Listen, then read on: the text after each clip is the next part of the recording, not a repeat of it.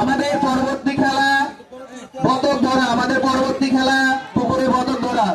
আপনারা যারা যারা খেলতে ইচ্ছুক এবং দেখতে ইচ্ছুক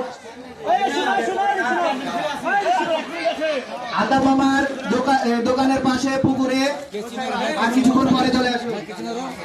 আমাদের পরবর্তী খেলা বতক ধরা।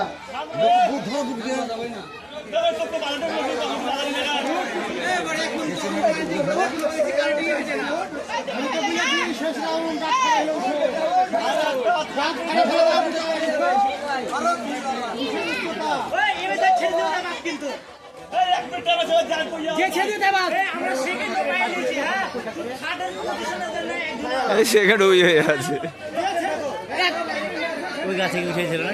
না, ওই ওখানে ওইভাবেই আছে।